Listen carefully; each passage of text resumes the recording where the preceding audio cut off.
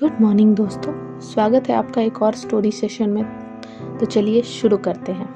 एक राज्य में एक पराक्रमी राजा का शासन था। उसकी कोई संतान नहीं थी। ढलती उम्र के कारण राज्य के भावी उत्तराधिकारी को लेकर वह अत्यंत चिंतित था। अनेक वैद्यों को दिखाने के बाद भी वह संतान सुख से वंचित ही रहा। अंततः उसने राज्य के ही किसी योग्य नवयुवक को राज्य की बागडोर सौंप देने का निश्चय किया। भावी उत्तराधिकारी के चयन हेतु उसने योग्यता परीक्षण का आयोजन किया। इस हेतु एक शानदार महल का निर्माण करवाया गया। महल के दरवाजे पर गणित का एक समीकरण अंकित कर पूरे राज्य में घोषणा कर दी गई कि राज्य के सभी नवयुवक महल के दरवाजे खोलने आमंत्रित है। दरवाजे पर अंकित समीकरण हल कर दरवाजा खोलें। जो दरवाजा खोलने में सफल होगा उसे महल उपहार स्वरूप प्रदान किया ही जाएगा और साथ ही में ही राज्य का उत्तराधिकारी भी घोषित कर दिया जाएगा। घोषणा के दिन से ही उस नवनिर्मित महल में 9 युवकों का तांता लग गया। सुबह से लेकर शाम तक 9 युवक वहां आते और दरवाजे पर अंकित गणित का समीकरण को हल करने का प्रयास करते, किंतु आश्चर्य की बात थी कि कोई भी उसे हल नहीं कर पा रहा था। कई उसे लिखकर या याद करके जाते और घर पर उसका हल निकालने की हर संभव प्रयास करते, किंतु फिर भी असफल रहते। ऐसा करते हुए कई दिन बीत गए।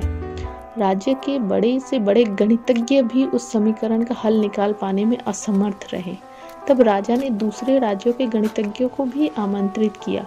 दूसरे राज्य के गणितज्ञ आए और गणित का वह समीकरण हल करने लगे।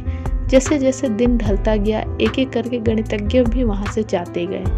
अंत में मात्र 3 लोग शेष बचे। उनमें से 2 दूसरे राज्य के गणितज्ञ थे, किंतु तीसरा गांव का एक साधारण सा युवक था।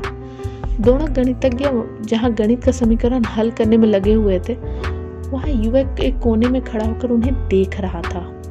राजा ने जब उसे यूं ही खड़ा देखा तो पास बुलाकर पूछा, तुम दरवाजे पर अंकित समीकरण हल क्यों नहीं कर रहे?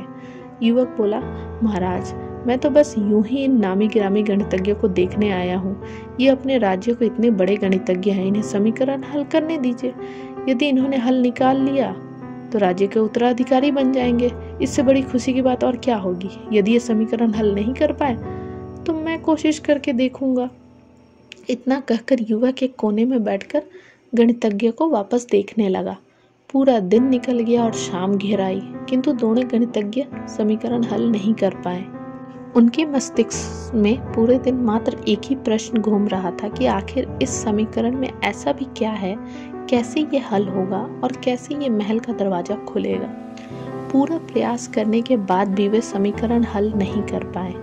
जब उन्होंने हार मान ली तो कोने में बैठा युवक दरवाजे के पास गया और जाकर उसे धीरे से धक्का दे दिया। जैसे ही उसने दरवाजे को धक्का दिया, दरवाजा खुल गया। दरवाजा खुलते ही लोग उससे पूछने लगे कि तुमने ऐसा क्या किया कि महल का दरवाजा खुल गया? युवक बोला, जब मैं बैठकर सबको गणित का समीकरण हल करते हुए देख रहा था तो मेरे दिमाग में विचार आया कि हो सकता है कि दरवाजा खोलने का कोई समीकरण ही ना हो। इसलिए मैं गया और सबसे पहले जाकर दरवाजे को धक्का दे दिया। दरवाजा खुल गया। दरवाजा खोलने का कोई समीकरण था ही नहीं। उसका उत्तर वहां उपस्थित राजा ने भी सुना और बहुत प्रसन्न हुआ। उसने युवक को वह महल भी दिया और राज्य का भावी उत्तराधिकारी भी घोषित कर दिया। तो दोस्तों, इस कहानी से हमें ये सीख मिलती है कि ज़िंदगी में हम कई बार ऐसी परिस्थिति में फंस जाते हैं जब हमें लगता है कि हमारे सामने पहाड़ जैसी समस्या है, जबकि वास्तव में कोई समस्या होती ही नहीं है, या होती भी है तो बहुत ही छोटी सी। लेकिन हम उसे बहुत बड़ा मानकर उसमें उलझे रहते हैं। बाद में उस समस्या का समाधान अपने आप ही निकल आता है, या फिर थोड़े से प्रयास के बाद जब हमें एहसास होता है कि यह तो इतनी बड़ी समस्या के लिए हमने कितना समय बर्बाद कर दिया। समस्या सामने आने पर विचलित आप ना हो, शांति से सोचिए और फिर समाधान करने का प्रयास करें। इसी के साथ हम इस स्टोरी को यहाँ पे एंड करते हैं। बहुत जल्दी एक और नई स्टोरी में मिलेंगे। तब तक के लिए धन्यवाद।